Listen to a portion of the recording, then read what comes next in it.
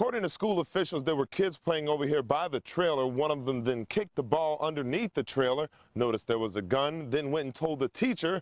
The teacher then took the gun to the office. According to the shop's owner, whoever broke in tried to get through the front door first, but the problem was there was a deadbolt lock here on this door. So what they did was they came around to the side of the shop and they broke in here through a double plexiglass plated window.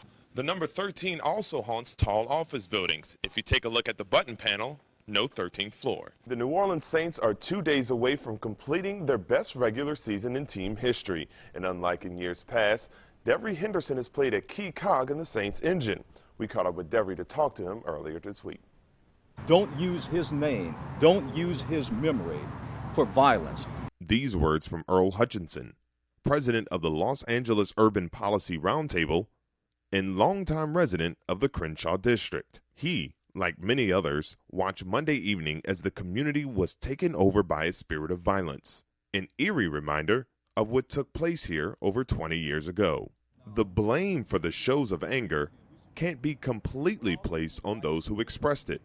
According to Hutchinson, community leaders let them down. We weren't there, but we are going to be here tonight. Armed with bright yellow sheets of paper, they walked and enlisted people to come serve as peace and community monitors, with one unified message to those who rioted the night before. If you have a school, if you have a church, if you have your own home, we want you there, not out on the street. Joining with Hutchinson today was Eddie Jones, pastor and president of the Los Angeles Civil Rights Association.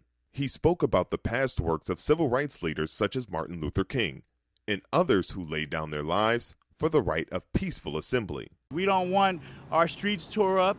We don't want our windows broken out. We don't want cars vandalized. And we definitely don't want anybody hurt like last night. Also, Pastor Q. Jean-Marie of A Church Without Walls. He and his parishioners actively go out into the community to do their ministry. Like Hutchinson, he feels the accountability for the riots is a shared responsibility. How can we tell them what to do? How can we admonish them to do right if we can't say, hey, I recognize the injustice that is happening to you. Now, let me direct you in the positive way. Let me direct you in a positive way on how to do this. It may only have been a few of them, but their message was strong. Respect the wishes of the Martin family. Use love and not hate to get your message across. And ultimately, know that justice will be served one way or another. From the Crenshaw District in Leimert Park, I'm Jon-Devin Carrere. How you doing? This is JD Carrere for TWCSportsNet.com, and I'm here for your Los Angeles Sparks update.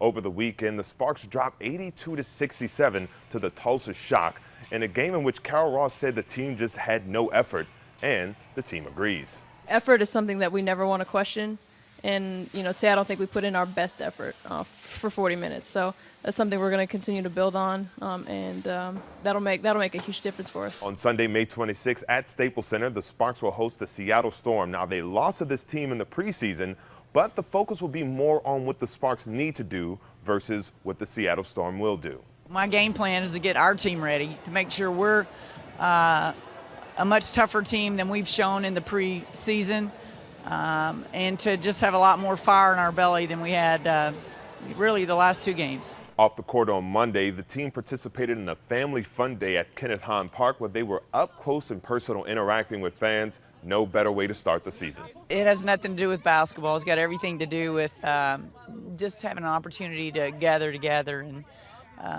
just relax a little bit and be the good people that we are. This is more fun for us. We don't look at this as, doing anything other than having fun. We're having just as much fun as the kids. Bringing back a lot of memories out here playing. Remember, the Sparks season opener is May 26th at Staples Center. You're going to want to be there. Tip-off starts at 5:30.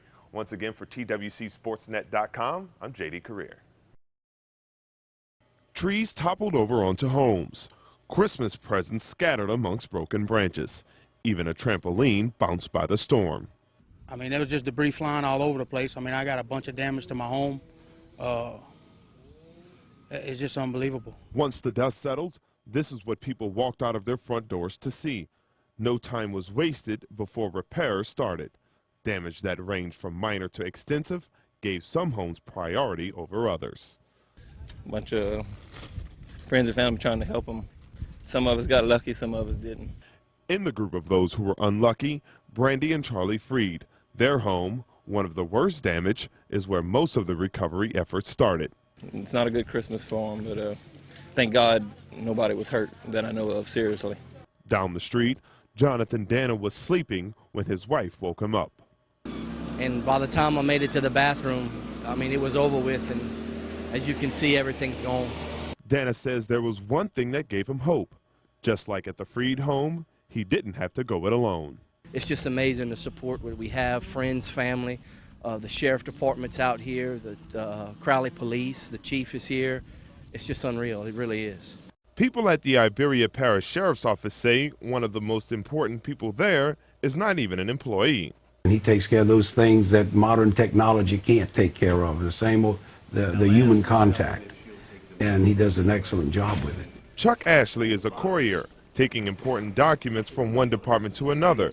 Not only does this free others to do their job, Chuck provides something far more valuable. You come to work and he's here to help in any way he can.